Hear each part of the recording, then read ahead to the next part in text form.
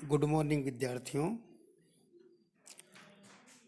इससे पूर्व अपने चर्त्व संधि का अध्ययन किया जो व्यंजन संधि का ही भेद है, प्रकार है। आज अपन अनुनासिक संधि का अध्ययन कर रहे हैं जो कि व्यंजन संधि हल संधि का ही प्रकार है। अनुनासिक वर्ण जो होते हैं वो 5 हैं, यानी प्रत्येक वर्ग का तो पंचम अक्षर होता है, 5वां जो वर्ण है वो अनुनासिक कहलाता है। यानी ग, य, ण, न, म, ये जो 5 वर्ण हैं ये अनुनासिक वर्ण कहलाते हैं। अनुनासिक संधि करने वाले जो सूत्र हैं वो 2 हैं। इसमें एक वार्तिक है, एक सूत्र है। वार्तिक का अपन अध्ययन करेंगे और सूत्र का भी करेंगे।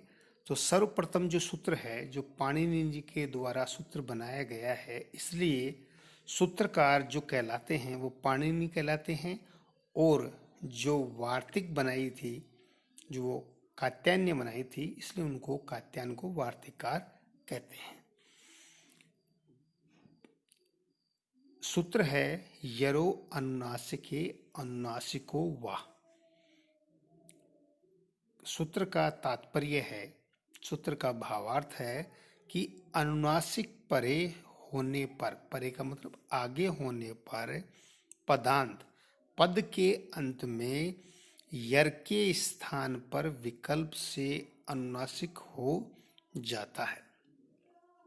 अब यर का यहाँ तात्पर्य है यर प्रत्यार से। यर प्रत्यार के अंतर्गत सभी व्यंजन आ जाते हैं, यानी सभी हल आ जाते हैं, है को छोड़कर। तो विकल्प से होता है। विकल्प का तात्पर्य है एक जगह यह कार्य करेगा और दूसरी जगह यह कार्य नहीं करेगा, यानी इसके 2 रूप बनेंगे। यानी कि जैसे एतन मुरारी और एदत मुरारी, दोनों रूप शुद्ध माने जाएंगे, सही माने जाएंगे। तो देखिए, कैवर्ग जो है उसका जो 5वां वर्ण है ग है, चवर्ग का 5वां वर्ग य है, टैवर्ग का 5वां वर्ण न है और तैवर्ग का 5वां वर्ण न है और पैवर्ग का 5वां वर्ण म है। तो यदि कैवर्ग का कोई भी वर्ण हो तो उसके स्थान पर अपन उसी वर्ग का अनुनासिक वर्ण, यानी कि 5वां जो वर्ण है वो अपन आदेश कर देंगे। तो पदांत अनुनासिक यर पूर्व में हो, यर प्रत्यार का, यानी कि पूरे जो हल हैं, व्यंजन हैं, वो यदि विच्छेद संधि अपन किसी भी शब्द को जब अपन तोड़ेंगे, उसका विच्छेद करेंगे, तो उससे पूर्व यदि यर प्रत्यार का कोई भी वर्ण है और उसके आगे यदि कोई अनुनासिक वर्ण है तो उसके स्थान पर, यानी यर प्रत्यार का जो भी वर्ण है उसके स्थान पर विकल्प से अनुनासिक, यानी उसी वर्ग का 5वां वर्ण आदेश कर देंगे। तो देखिए, इसका जो उदाहरण इसमें देखते हैं, जैसे वाग मूलम, वाग प्लस मूलम, इसका विच्छेद करेंगे तो इस प्रकार से बनेगा वाग प्लस मूलम। यहां पर पदांत में, पद के अंत में ग है जो यर प्रत्यार के अंतर्गत आता है, यर प्रत्यार में आता है, क्योंकि यर प्रत्याहार में पूरे व्यंजन आते हैं, पूरे हल आते हैं, केवल है को छोड़कर। और उसके आगे मैं जो वर्ण है, मूलम का मैं है, वह अनुनासिक वर्ण है। अतः यरो अनुनासिके अनुनासिको वा, इस सूत्र के द्वारा ग के स्थान पर, यानी यर जो वर्ण है, यर प्रत्यार के अंतर्गत जो ग आता है, इसके स्थान पर उसी वर्ग का अनुनासिक वर्ण, तो ग किस वर्ग में आता है? कै वर्ग में आता है। तो कै वर्ग का 5वां जो वर्ण होगा वह ग होगा, तो ग कर देंगे आदेश। वो भी किससे करेंगे? विकल्प से। तो विकल्प से जो आदेश करेंगे तो ग के स्थान पर ग बनेगा, तो बनेगा वांग मूलम। और विकल्प से करता है तो वाग मूलम। दोनों रूप शुद्ध होंगे, दोनों माने जाएंगे। अनुनासिक संधि में बताया था कि एक सूत्र है, एक वार्तिक है। अब इसी स्थान पर दूसरी एक वार्तिक आती है, प्रत्यय भाषायाम नित्यम। यह वार्तिक क्या कहती है कि अनुनासिक प्रत्यय यानी कि ऐसा प्रत्यय हो जिसके आदि में अनुनासिक वर्ण हो, यदि वो परे हो यानी आगे होने पर यर को जो अनुनासिक होगा वो नित्य होगा, यहाँ पर यानी एक रूप बनेगा। और इससे पूर्व जो अपन ने सूत्र पढ़ा था, यरो अनुनासिके अनुनासिको वा, वो विकल्प से करता है, इसका मतलब वहां दो रूप बनेंगे। जहां सूत्र कार्य करेगा वहां पर रूप बनेगा दूसरा, जहां नहीं कार्य करेगा वहां रूप बनेगा दूसरा। तो देखिए उदाहरण है तन्मात्रम। यहाँ पर जब इसका विच्छेद करेंगे तब बनेगा तद मात्रम।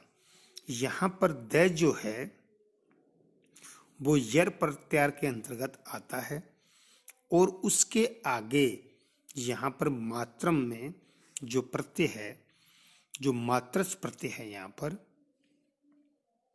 तो ये प्रत्यय जो है वो अनुनासिक प्रत्यय है, यानी कि अनुनासिक वर्ण से प्रारंभ होने वाला प्रत्यय है। तो यहाँ पर द जो यर के अंतर्गत जो द आ रहा है उसको अपन नित्य आदेश करेंगे तो रूप बनेगा तन्मात्रम, यानी तद मात्रम रूप अशुद्ध है। इसको जब अपन संधि विच्छेद करेंगे तन्मात्रम ही बनेगा। इसी प्रकार से चिन्मयम चिद प्लस मयम, यहाँ पर भी जो द है उसके स्थान पर मयम चिद प्लस मयम है, तो द के स्थान पर जो अपन आदेश करेंगे वो द का यानी उसी वर्ग का पांचवां, द का पांचवां क्या होगा न, तो यहाँ पर चिन्ह मयम रूप बनेगा। तो इस प्रकार से अनुनासिक संधि के और भी अन्य उदाहरण भी हैं जो अपन देख सकते हैं, जैसे षड मयूखा। तो यहाँ पर ड है, ड का पांचवा जो वर्ण होता है, यानी ड किस वर्ग का है, ट वर्ग का है। ट वर्ग का पांचवा जो वर्ण होता है वो ण होता है, तो यहाँ पर रूप बनेगा षण मयूखा। आगे इसी प्रकार से अन्य उदाहरण भी देखते हैं। तद प्लस नयति, यहाँ पर द जो है वो तय वर्ग का है, तय वर्ग का तीसरा वर्ण है, तो तय वर्ग का पांचवा वर्ण क्या होता है न होता है, तो रूप बनेगा तन नयति। वाग नियम, तो ग कै वर्ग का वर्ण है, तीसरा वर्ण है, तो अनुनासिक संधि में अपन क्या करेंगे, यानी उसी वर्ग का पांचवा वर्ण करेंगे तो रूप बनेगा वांग नियम। जगत प्लस नाथ है, जगन्नाथ है।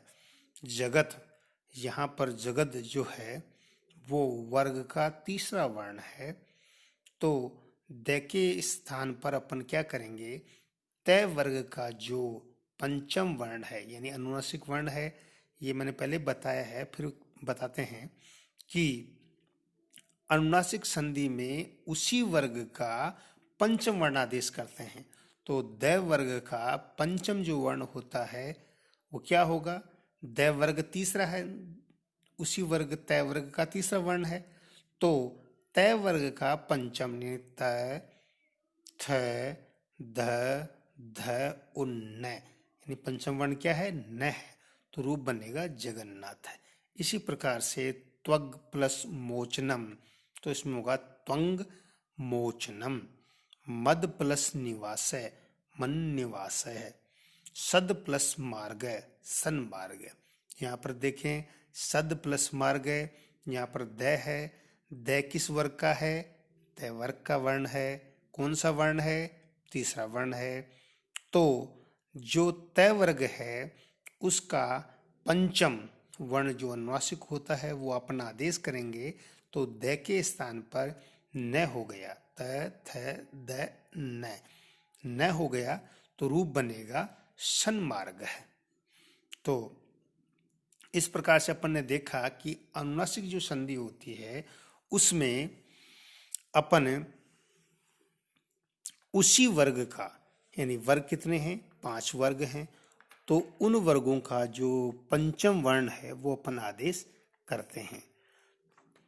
तो यानी कि जो अनुनासिक वर्ण है वो हैं ग, य, ण, न, म। वो कब होगा? यदि अपन जब विच्छेद करेंगे तो विच्छेद में यानी पूर्व वर्ण यानी प्लस के निशान से पहले यदि यर प्रत्याहार का कोई वर्ण हो, और यर प्रत्याहार के अंतर्गत सभी वर्ण आ जाएंगे केवल है को छोड़कर, है यहाँ पर नहीं आएगा, तो उसके आगे यदि कोई अनुनासिक वर्ण है तो यर प्रत्याहार वर्ण के स्थान पर अपन उसी वर्ग का पांचवा वर्ण आदेश करते हैं। तो पांचवा वो जो वर्ण आदेश करेंगे वो कौन सा वर्ण होगा?